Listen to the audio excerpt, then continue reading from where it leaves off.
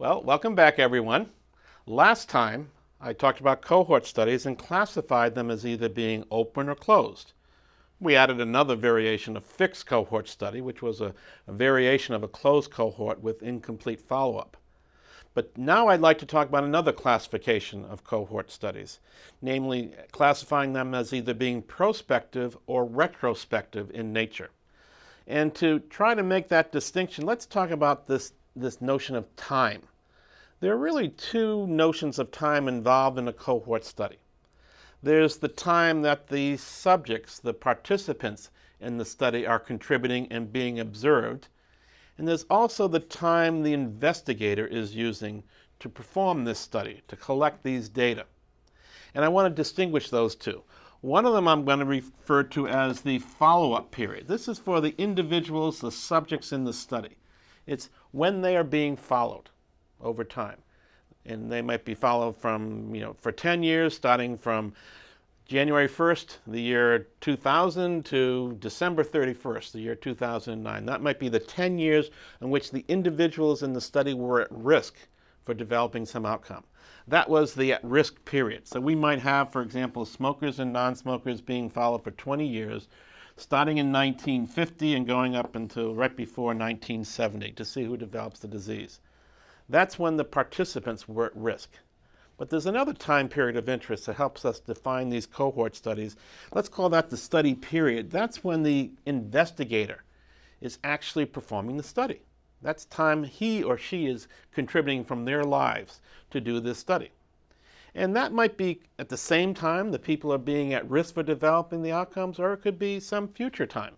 And that's going to be the distinguishing feature between prospective and retrospective studies. So for the study period, the investigator might start a study on January 1st, 1950, and he might end it on the end of December in the year 1969. Actually, those were the dates that roughly people had in mind when they designed the Framingham cohort study. The investigators who developed this study started it around 1950, 1948 I think was the exact starting point, and they planned to follow people for 20 years. Okay, so that was the study period for the investigators when they were doing this study. So how do you tie these two things together when it comes to labeling cohort studies as prospective or retrospective? First, a prospective cohort study. The follow-up period, the period in which people are at risk for developing disease in the study, that occurs after the investigator starts the study period. I'm going to begin a study today. I'm going to enroll smokers and non-smokers today who don't have coronary heart disease. I'm going to follow them for the next 20 years. They are at risk for developing heart disease in my study, starting today up until 20 years from today. So the period at risk for the individuals is in the lifetime after the investigator started this study, within the study period. So the study starts today. That's the beginning of the study period. You enroll smokers, you enroll non-smokers, you follow them up, say for 20 years. All that period at risk, that follow-up period, is part of the study period. All the cases of disease, when you measure incidence of heart disease during that follow-up period, are happening in the future. So this is just a picture of a prospective study. The investigator starts the study at a point in time by enrolling people who don't have disease. It follows them into the future. The follow-up period happens after the study begins. So if you were back in 1950, starting the Framingham study, enrolling people as they came into your study, labeling with smokers and non-smokers, following them for 20 years, you were doing a prospective cohort study. So what's the alternative to a prospective cohort study? The alternative is called retrospective cohort study. I think a better term to use is historical cohort study, because now a retrospective or historical cohort study means the follow-up period when the individuals were at risk of developing disease happened in the past. It's already happened. It's history. So the follow-up period is beginning before the study period even begins. Well, how can that happen? Well, what I might be able to do is I might be able to go to my nearby hospital, and I might be able to build a historical cohort. So today, I could walk to the my hospital, log on to my computer account, say I have access to patients' records, which in reality you won't have, but let's suppose I had such. I could build a cohort of individuals who came into my hospital, say 20 years from today.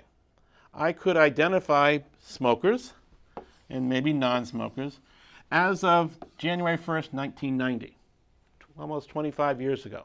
I can go in the medical records, look at all the hospital admissions during the year starting during January 1990. Maybe there's something in the medical record that will enable me to label those people as either being smokers or non-smokers. I can use those medical records to follow people for 20 years, up to the end of the last decade, up to the end of December of the year 2009. 20 years of follow-up for a cohort that existed in January 1st, 1990. Remember, I'm doing this today. This has already happened in the past. So in terms of a picture, what I have is here I am beginning my study period. I'm going to start working on this study today, and I'm going to work on it for the next 3 or 4 months or something like that to be able to collect these data and analyzing it. And what I'm doing is I'm using historical data to build a cohort that existed at some point in the past, say 25 years ago. Use those same records to follow those people, to see who developed heart disease and who didn't develop heart disease. It's still a cohort study. It's a cohort study that existed and was created in the past using historical data.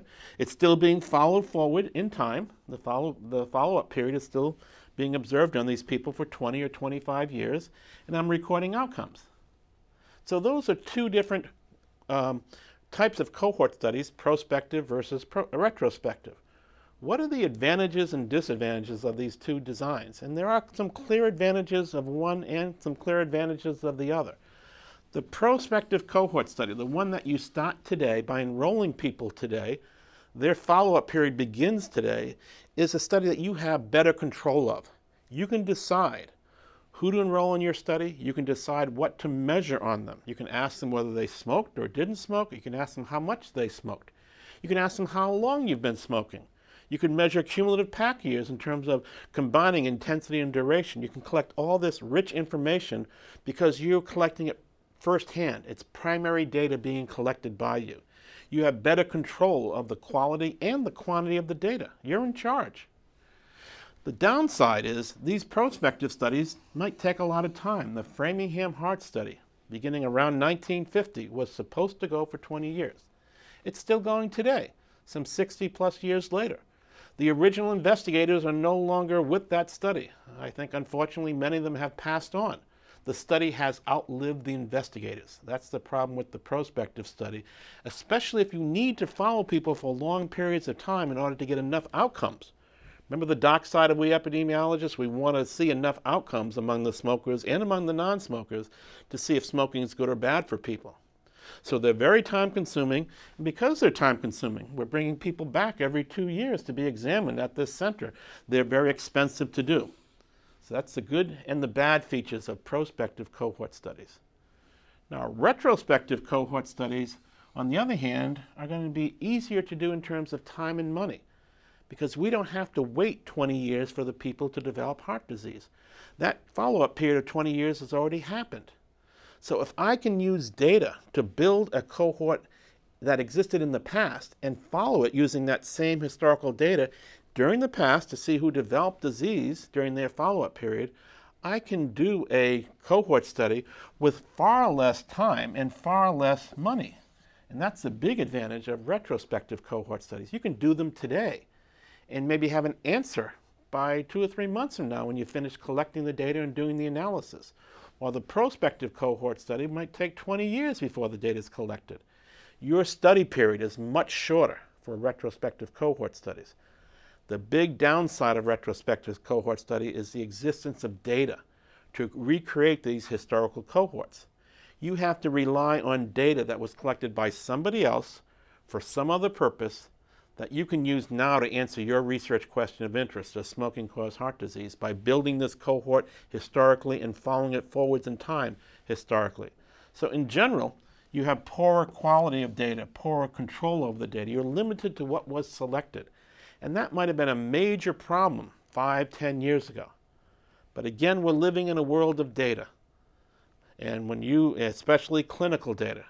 So when you see your physician, when you join a health plan, insurance plan, data is being collected by you, it's being stored, so future people might be able to use that data that's being collected by you today. In the future, people could build historical cohorts for which you might be a member of that cohort, and they can follow you forwards in time using that historical data. So retrospective cohort studies are becoming much more viable today than they were 5, 10 years ago, as a useful way to do a cohort study with far less time and far less money. Okay, that's all I wanted to say about the difference between prospective and retrospective cohort studies. The next time we come back, I want to say a few words about a notion known as induction time and the latency period. So I'll see you guys then.